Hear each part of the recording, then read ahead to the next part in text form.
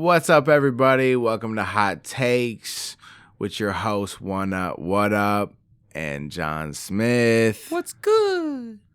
Today, we got a really cool episode we're excited to talk to you about. It's Pippin is the most important character in the Lord of the Rings series / films. So many facts. We came to this revelation kind of strangely. Like, we watched the movies and we really didn't know like what we wanted to make a hot take on. We're like, well, we want to do like which one's the best. Well, I mean, it's kind of obviously the Two Towers. If somebody has an argument with that, it's kind of weird. Because like the consensus, most people think it's the Two Towers to Fellowship to Return of the King. That's the most obvious, right. In this case, best to worst. Yeah. And so we're like, well, fuck, we shouldn't like make it easy. Too easy. And then we got like chit chatting and the ripple effect that Pippin creates through the series. I think he makes or breaks this all from happening more than any other character. The fact that Frodo getting the ring to Mordor and destroying it, in so many ways, Pippin being involved is what made it happen. And more than any other character. And that's why we say he's the most important, because his impact was greater than anybody else's. And we'll go into why, for sure. I didn't like the character Pippin at all. Like, that was my least favorite character. Because I made a note. Pippin. I like all characters except Pippin. And then we started talking, and it was just because he was like annoying. And then we were like, Pippin is kind of the most important motherfucker based on all his stupid mistakes. Which is so crazy. We're talking about like heavy hitters here, like Gandalf, fucking Aragorn, Legolas, fucking Gimli, Galadriel, like the people who have so much power. Frodo just carrying the ring there, like all this stuff about Pippin. Motherfucking Pippin makes it fucking happen. Like, let's fucking go. It's kind of funny because I was telling John Smith about it. It was a lot of writers be doing that shit. They have this random character that people kind of hate, but they make the story what it is, even though you hate them in the midst of everything. But if it wasn't for them, the story wouldn't be what it is. And I think that is exactly what George Lucas had in mind for Jar.R. Binks. And I've read the theory that Jar.R. Binks was actually a Sith Lord.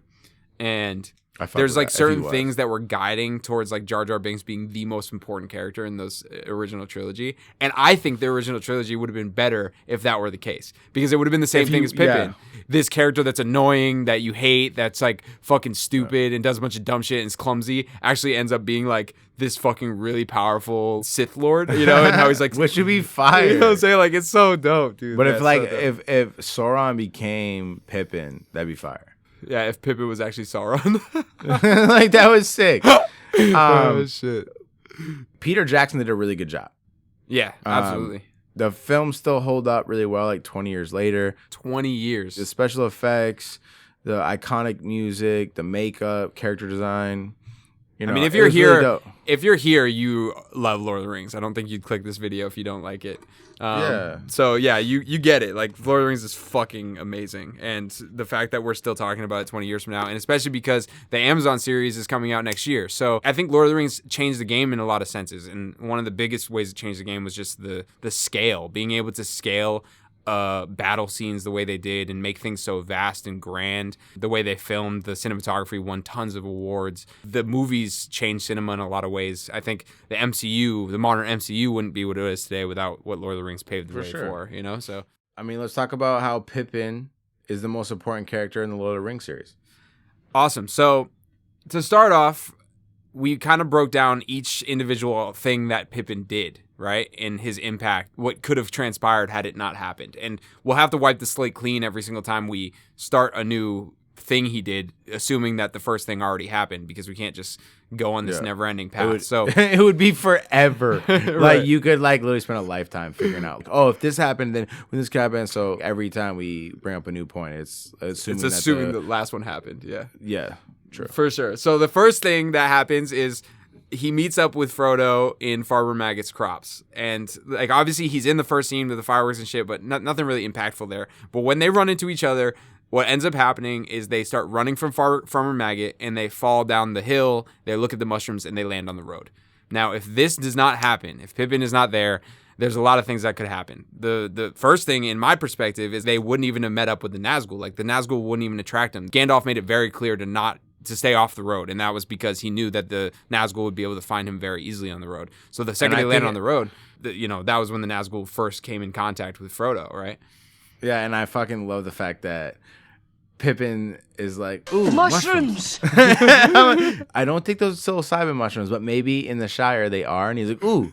Like, let me eat these motherfuckers. It's just gonna get trippy. I fucked with that. There's a lot of that. Like them talking about the weed they smoke too. Like I'm pretty sure they're just getting fucking high. Yeah, I fuck with the hobbits in the sense they like to get down with partying. Like I fuck with they that drink, a lot. they smoke mushrooms. All of the above. Fireworks. They fuck with the firework game, and yeah, they get trippy with it. I fuck with it. Yeah, one upset is where he'd want to live in Middle Earth is the Shire. That's where he'd want to kick it. From what I've seen, unless there was like some island tropic area, but so far from what I've seen in these films, the Shire would be the pick of the litter for sure. Fuck yeah. Then because of that, they go on a huge chase and they end up at the Prancing Pony, and they get there at the perfect time, and Aragorn happens to be there. I don't know if Aragorn was waiting for them. Maybe he was, but he was there. He did know about Gandalf meeting them there. So I assume that he knew they were showing up there. But that could have been because that's who they said they were looking for when they got to the front desk, and maybe he got information based off that. So I don't know if he knew that prior or if he just learned it then. So that whole sequence with them getting to the Prancing Pony at the time they did, that transpires to pretty much all of the scenes that happen afterwards when it comes to them being with Aragorn saving them at Weathertop, Aragorn bringing them to Rivendell, right? So Aragorn not being involved could have played a huge, huge role. They could have got taken in Prancing Pony. Had Aragorn not been there, maybe they get captured. Maybe somebody takes the ring from him. The ring could have got taken right there in the Prancing Pony from one of the guys who like finds it on them or figures it out or whatever the case. A lot of things could have happened. If they didn't run the Nazgul, then on the road that they weren't supposed to be at because Gandalf told them not to be, then they wait at the Prancing Pony, which is the bar, for Gandalf, who was actually captured at the top of Saruman's tower. Right. So like, who knows what would transpire. Or maybe being like 2 on time. And yeah, exactly. Or late or early or whatever the case is. And then that actually falls into the next thing that Pippin does. Pippin says, Baggins! Of course I know a Baggins. Frodo Baggins! And points right over at Frodo. And that in turn makes everybody in the bar, first of all, know he's there. And then also he puts the ring on and that attracts the Nazgul. So now the Nazgul come because Pippin screamed out his name. That's literally Pippin's doing. Aragorn, although he got tipped off that Gandalf was trying to meet some hobbits there, he might not have even noticed them. And they might not even like linked up at all. Like, and who knows what the fuck happens from that? Like, they're just waiting at this Prancing Pony bar for who the fuck knows how long, because Gandalf is just up on the tower chilling as a prisoner. And there was a lot of sketchy dudes there. Like, I'm sure that something else would have transpired that probably could have been worse than what actually happened. That in turn makes them run from the Nazgul, end up at Withertop, he gets stabbed. All that stuff probably wouldn't have happened had Pippin not screamed out, Baggins! I know. Of course I know a Baggins. Right there. Maybe Arwen like never meets up with them because Arwen's like pretty much watching Aragorn move. Maybe Arwen never meets up with them, and maybe that never rekindles their relationship the way it did because Pippin didn't say, Baggins! Of course I know Baggins! You know what I mean? So, yeah, crazy. So, the next thing is the Weathertop, right? He's 1/3 responsible for starting that fire. I don't care what anyone says. There was 3 of those motherfuckers, and he's right in that bitch starting the fire. It probably was fully him thinking about how Pippin moves. He was probably, let's start a fire. Let's cook some nice crispy bacon. Which I'm totally down with. Like, bacon sounds delicious. I guarantee you that probably had something to do with Pippin, if not. I mean, there was 3 hobbits. He was, without seeing on screen, he was at least 1/3 responsible for starting the fire at Weathertop. 100%. And that prevents Bilbo or Frodo from getting. Shout out to Bilbo.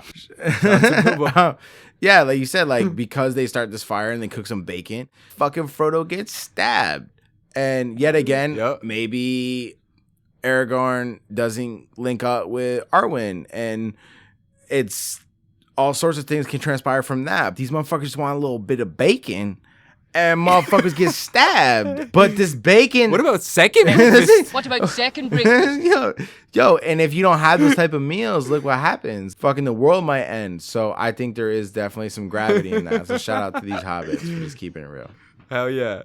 And so the next part is obviously that all does transpire, right? They get to Rivendell and then they decide they're going to go on this journey and they're going to go over the Pass of Edoras. It doesn't work out because Saruman's watching and starts an avalanche. So they don't want to go through the Gap of Rohan because it's too close to Saruman. So they decide to go to the Mines of Moria, right? And when they get there, they're chilling there in front of Moria, and Pippin and Merry start throwing rocks. Now, I watched it very detailed. I watched the extended cut too to see if I missed anything.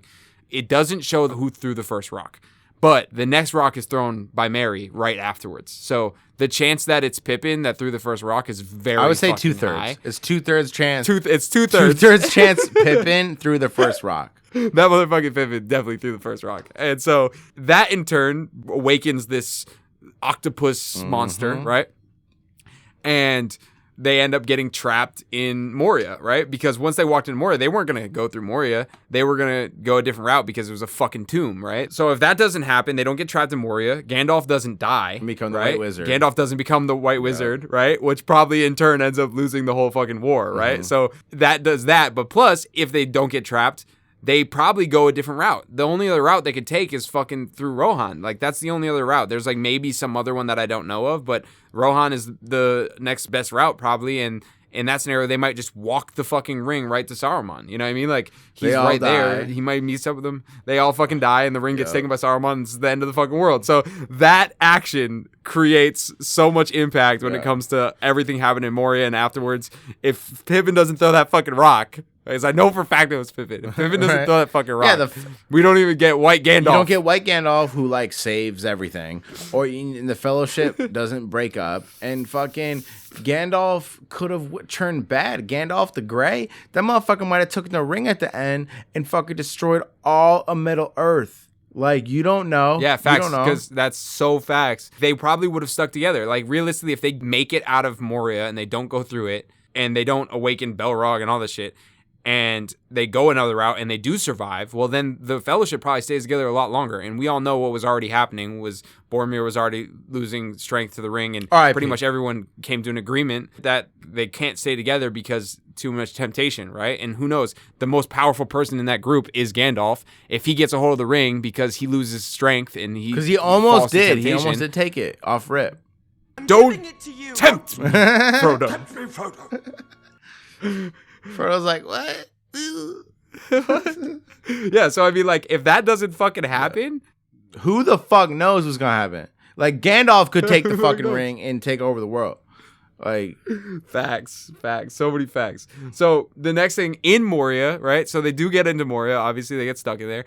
Then he fucking touches this dead body for no fucking reason. Starts the drums. The goblins come. They get in this huge fight.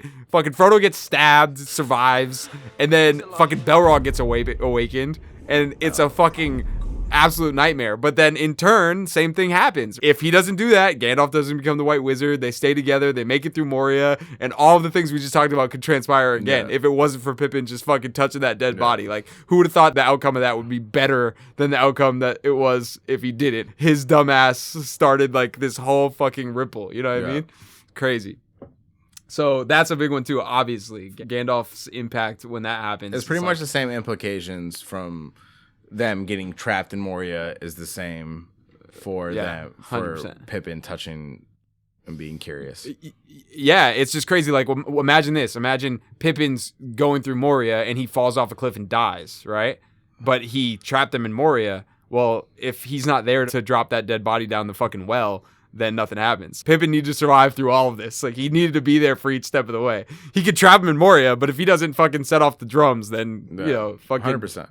The next thing, at the end of the Fellowship of the Ring, when the Uruk-hai are coming and they're really about to capture everybody and defeat everyone, and Frodo's trying to make a run for it, Merry and Pippin, they both guide the Uruk-hai in another direction. Now, that was mostly Merry. I'll give it to Merry. That was mostly Merry. Pippin was Merry there. Was the one who was, Pippin was there, but Merry was, the one who was initiating. But Pippin was there, right? Guides them away from Frodo, gets Frodo to get away and be safe, right? If that doesn't happen, we all know what happens then if Frodo gets captured, right? A whole different sequence there, like, right? Who the fuck knows? Yeah, and then on top of that, when they guide them away, Boromir takes it upon himself to protect them, right? So he goes all in to protect them from fucking getting killed, and that in turn kills Boromir. And if Boromir doesn't die, there is so much things that could happen. Boromir could go back to Gondor and unite the people of Middle Earth because he became friends with a dwarf. He accepted Aragorn as a king. He fucking became friends with an elf. Like, he could have literally brought all of Middle Earth together in Gondor, and maybe the outcome of that battle is different because Boromir's there. Faramir wouldn't die if Boromir was back in town because he wouldn't let his dad send Faramir to Osgiliath and get slaughtered. Like, there's so many things if Boromir doesn't die right there and he survives because Pippin and Merry don't fucking guide all these Orcai over to them, that the Boromir's impact on the story could have been so vast. Right. It completely changes the outcome of the war potentially.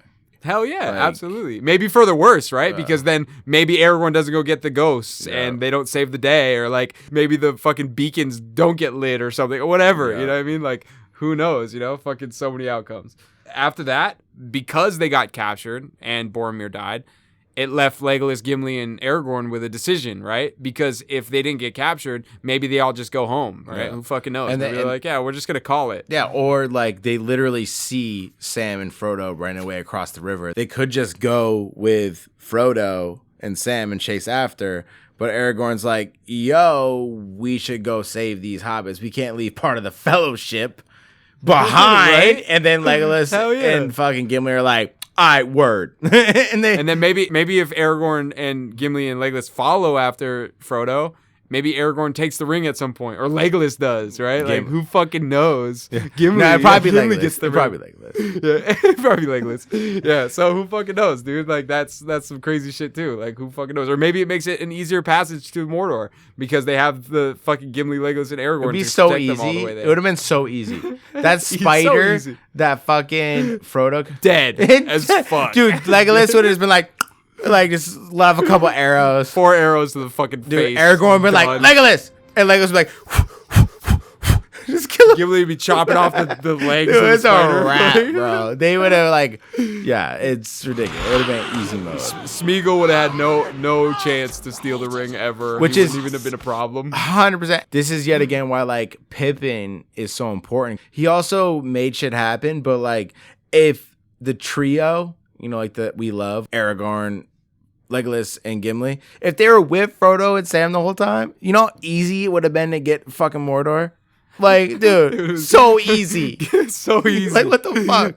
So it's like, you know, it's or so bad, right? They would have drawn a lot of attention. Like who the fuck? Or they would have just, one of them would have taken the ring, like we said, right? It's like so many fucking outcomes. Would have taken the ring. Facts.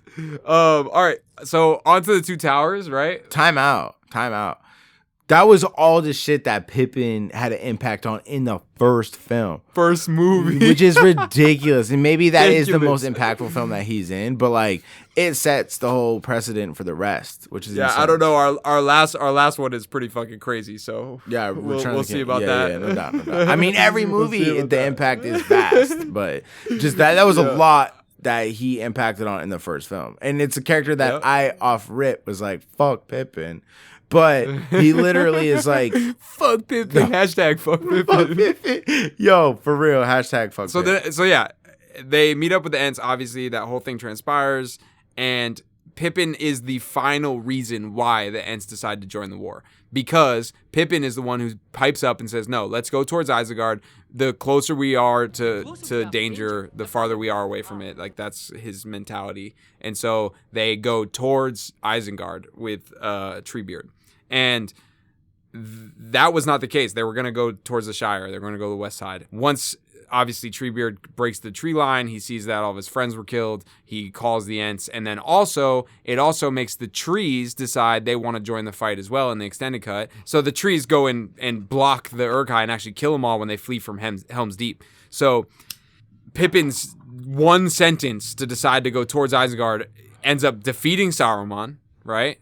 And who knows if Saruman didn't get defeated there. He could have rebuilt his strength. If the Uruk-hai survived and they got back to Saruman, he could have created another army, could have changed the whole outcome of the final battle at Gondor. Literally just because Pippin decided to pipe up and say, Pippin piping, Pippin pipe up. Pippin piping, popping. Pooping. Pippin's popping up. Hey, Junior! People piping. Piping. Right. Cosign.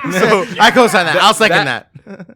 Exactly. And then the Plantier stays in Saruman's hands. Yeah. And there's also like that whole sequence too that leads up to that. Like they escape from being captured, and fucking the trio, Aragorn, Legolas, and Gimli see Gandalf because they're chasing after Pippin.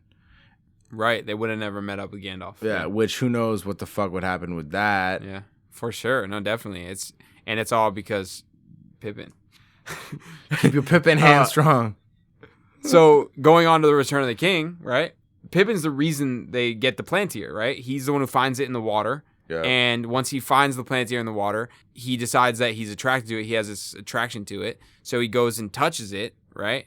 And once he touches it, he actually gives away some of the war plans of Sauron when it comes to him deciding to battle at Minas Tirith. And then he also convinces Sauron that he's the one who has the ring, right? So in doing so, makes Gandalf decide that he needs to take Pippin away from Merry and take him alone to go to Gondor and warn Minas Tirith of the impending attack, right? And there's so many things that transpire because of that. Merry ends up going off with the Rohirrim, that he ends up helping Éowyn destroy the King of Angmar. The Nazgul. And like so many fucking things transpire because Pippin goes there, and we'll go into some of the stuff that Pippin does because he's in Minas Tirith, but without him picking up that Plantier, the whole outline of the situation changes because maybe they all stay together, maybe they all stay in Rohan, maybe the beacons never get lit, who fucking knows? And maybe Minas Tirith falls, the whole war is lost, right? Just because Pippin decides to pick up this fucking Plantier, like who fucking knows, right? And then once they're in Minas Tirith, Pippin is the one who lights the fucking beacons. Without Pippin, the beacons don't get lit. Rohan does not join the fucking fight. That only happens because Pippin's little ass climbs up a fucking tower and lights the fucking beacon. Motherfuckers is savage. Yeah, fuck with your boy. And then Merry doesn't go with Éowyn and doesn't defeat the Witch King of Angmar, which is like the Nazgul leader. You know what I mean? And Facts. That changes like the whole outcome. And her father doesn't get eaten by a fucking flying lizard. Like shout out to him for not getting. He's like, thank you for being here. I was gonna get eaten. Like his moment, he's like, she's like, I was trying to save you or some bullshit, and he's like, you already did. I was about to get like eaten. Like, thank you so much, my daughter. Like I was gonna be eaten by a giant lizard. This is gonna be a terrible. I did not think I was going out getting eaten by a giant lizard. That would suck. Flying lizard. Yeah, that's like the worst. Like, you are the best daughter I have ever fucking had or could ever want. Like, thank you. You saved me already, bitch. Facts. So shout out to Pippin, goddammit. Fuck yeah. He changed the outcome of the war with just that one action, lighting the beacons. To cap this whole thing off, the most pivotal thing I think that Pippin ever did was he saved Gandalf's life. If Gandalf dies right then and there, he's not at the Black Gate when they go to fight. And if he's not at the Black Gate when they go to fight, the Eagles don't come.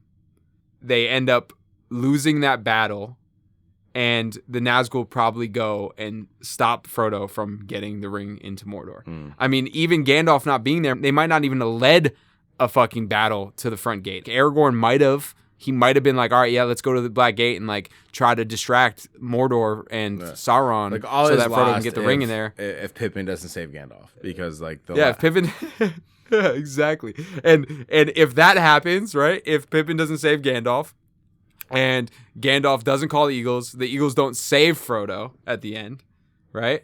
Well, then if the Eagles don't save Frodo would have never wrote the Lord of the Rings if it wasn't for Gandalf surviving because Pippin saved him. And the Eagles saved Frodo. That was definitely... We wouldn't even be having this conversation. We would not be having this... So, Bilbo survived, wrote his fucking iteration of his journey, The Hobbit, and then, the Eagles, fucking goddammit, saved Frodo. We'd never have the Lord of the Rings if they didn't save Frodo, so... No, Sauron probably would be fucking king of Middle-earth right now. It'd be called Sauron in the Rings. Okay. I don't even think humans would exist because I'm pretty sure Middle-earth is like... We wouldn't even have this conversation. Like Middle-earth. We wouldn't be alive. Yeah. So there would just be orcs running all over Earth right now. Orc-eye. Orc-eye and orcs, both. And goblins. The goblins in there. And goblins. I think this sums up why Pippin is the most important character in Lord of the Rings. Absolutely, 100%. And no questions asked. Yeah, you can go check tape. I think that me and John Smith did a pretty decent job. Please let us know if we forgot one, because we already have said that there's going to be one thing we forgot that Pippin did that played a huge impact, and we accept that. But I feel like we definitely covered the majority, and it's very interesting to think and look at a story at the importance of one particular character. Especially when he's surrounded around people who are so powerful and so impactful and so big and so huge. Yeah. And he's just a little fucking hobbit. It's like the smallest character. Little dumb hobbit. Little dumb hobbit. Seriously. So to all you little dumb hobbits out there, we appreciate you listening to this episode of Hot Takes and why Pippin is the most important character in the Lord of the Rings. Yeah, and please drop those comments. Let us know if we missed something. Let us know if you have anything to add. Let us know if you have some other ideas that you want us to break down or work on when it comes to different movies or whatever the case is. We're here for it. And also make sure you like the video ASAP. It helps us out a lot and makes it so that we can keep doing these things. So just do us a favor and just drop that like button. It doesn't take much time. Please do it. Appreciate y'all. And also let us know if you think a character is more impactful than Pippin. Mm-hmm. I'd like to hear what they are and then give us a couple of reasons. And would love to respond to that. And we appreciate everybody listening to this episode of Hot Takes with One Up, What Up, and John Smith, and why Pippin is the most important character in Lord of the Rings. We will catch you next episode. Love everybody. That's all we got. Deuces. Peace.